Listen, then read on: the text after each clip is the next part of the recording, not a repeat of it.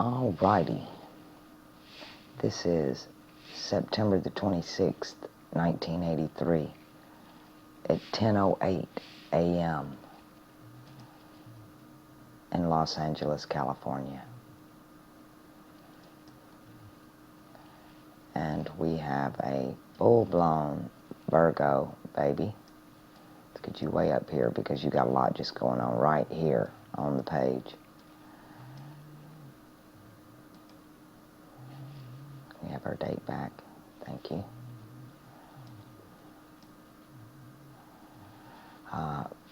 Start on this end. Venus and Mars both in the left front blank of the lion with Mercury on the back right. So you got a Mars, Mercury, Venus going on here in Leo. The Sun belongs in Leo and Mercury belongs over here. So that's kind of like a standing wave thing. This might even help you out a little bit and empower you with the masculine Mercury behind on the right and the Venus on the left with the action. So your action is going to be tend more right here where this is concerned, and probably even good for a love life here. Good communication skills between the two of you, if that makes sense. Sun in Virgo, Saturn in Virgo. Saturn rules Capricorn, cardinal earth, in a mutable earth sign. Venus rules fixed earth, but she is in her other sign. Mercury rules Virgo, which is mutable earth, out of his sign, but coming into. Not sure if this is in retrograde, but it would matter. Let's go ahead while we're right here because these birth dates, I'm kind of getting used to everything, and we're fixing to see Pluto in this mix. Yeah. So, oh wow, and you got a Saturn-Pluto conjunction of the Sun in Virgo. So, oh dear friend, you're definitely going to feel it, because this same conjunction is going to happen to you in Capricorn. Even though Jupiter will be there, the big benevolent, when you have these two planets crossing, that is a generational marker. Okay, for one generation, it happens about every 20 years with Saturn and Jupiter. But when Pluto, it takes him 248 years to go around the ecliptic. He spends 14 to 30 years in each sign. 248 years is generally the length of a nation. Okay, our country was founded in 1776, and then in 1976 we had a 200-year bicentennial. So you would add 48 years to that and think of it in that terms. That's how long.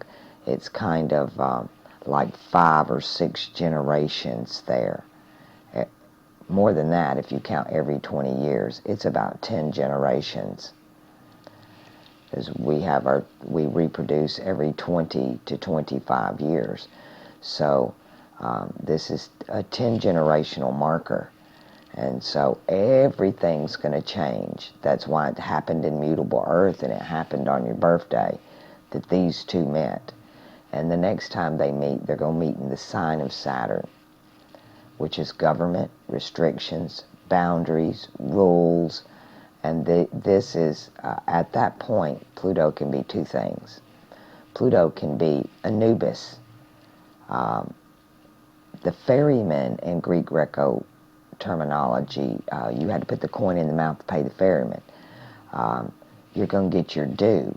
But Anubis has another side. It's the id, your subconscious. He deals with symbols. He deals with that buried stuff. So if you do your shadow work and get it out, which Saturn might be here to help you do that, being as it's in a mutable sign, and he's the cardinal of Earth.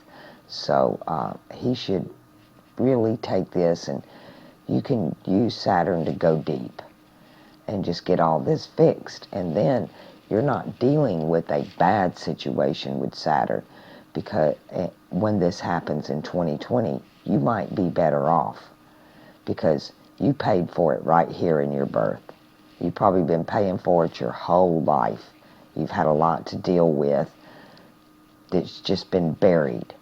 Now, if you've cleaned all that out with Saturn's help, then you won't be as bad affected. I see it happen to you a long time ago. And then again, that can flip, and you can be on the top of the pile or the bottom of the pile. But I see no middle ground for you here, not with the Sun, Saturn, and Pluto all here. It's just kind of telling me, and then you've got the other three over here, Mars, Venus, and Mercury in Leo, and these two swapping signs. So you've got fixed Earth planet, mutable Earth planet, and cardinal Earth planet right here. Bam, bam, bam. And Pluto too? Yeah. Okay, I don't even know what to say about that. That sounds like bad news, don't it? No, I'm going to tell you what this means. Is when all this is said and done, you're going to be one of the most powerful people on the planet. Make it to the end. Stand your ground. Endure.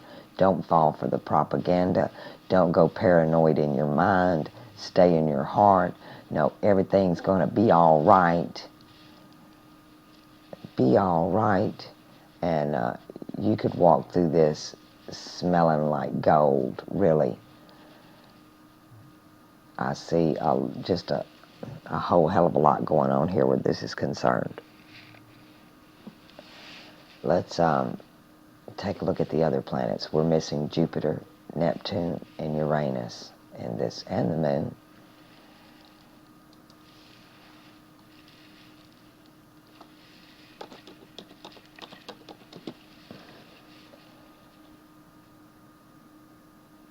Can we go?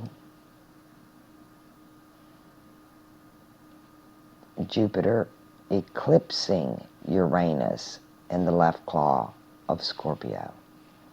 So you got a dead-on conjunction right here between the church and Uranus. Is funny. Uranus actually rules technology and quite a few other things, really. And that's only been in the last couple hundred years that they've even included this in the chart. But yeah, I see it happening. So you got your religion, you love your computer, you love in your games, you're probably a little bit of a gamer, aren't you? Because I see that right there. So we got those two out of the way. Now we need Neptune, because we've already done Pluto and your Moon. Yeah, I see a gamer there, especially in Scorpio.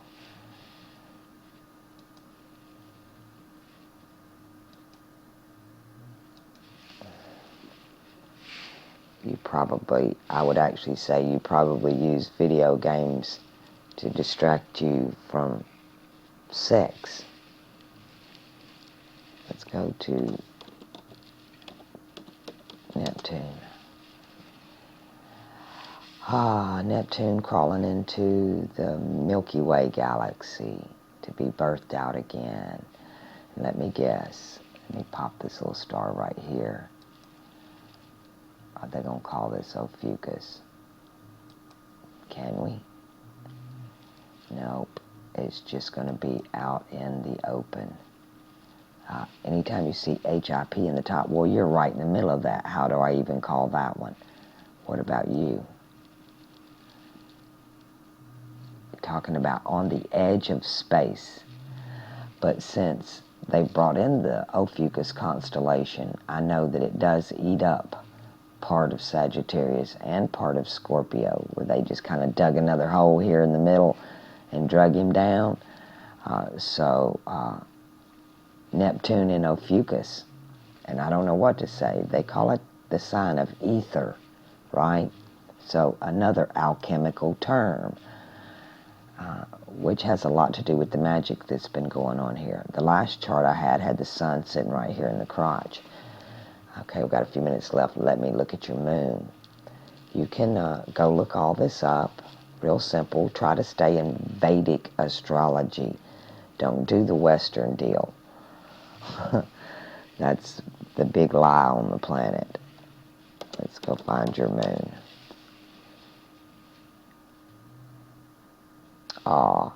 Moon in the earth sign, right? There's some more earth power for you, fixed earth in your moon. So Pluto deals with your subconscious, the moon deals with your conscious mind. So they are opposed at each other, and your conscious mind is more stubborn than your subconscious mind. So I can see Saturn sitting between the two of them, holding boundaries between your conscious and your subconscious. And you can work Saturn two ways. He can beat you down, and it can be a tough taskmaster. But if you're diligent and you do your homework and you're a good boy in school, you'll get an A. And I mean a fucking A+.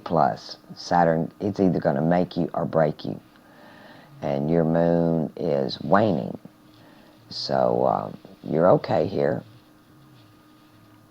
But you are definitely in a battle between your conscious and your subconscious. It's like you know what to do, but you don't want to do it. Consciously, outwardly, you just don't want to do it.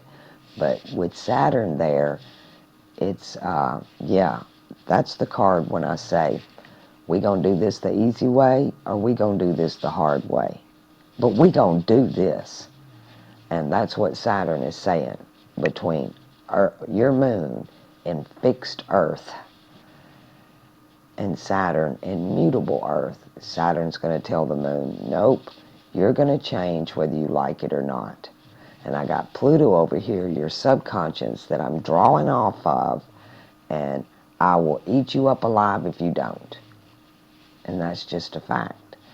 But I'll tell you another good thing about Saturn is if you are a good boy and you do your homework, you get a reward. Yeah. You do your homework, you graduate early, get you a good grade, because he's going to make sure you do, or you won't graduate. And then you get a prize. You get to play kid again. Saturn rules Capricorn, and it's a trait of Capricorn because of Saturn, that we get to have like a second childhood later in our life.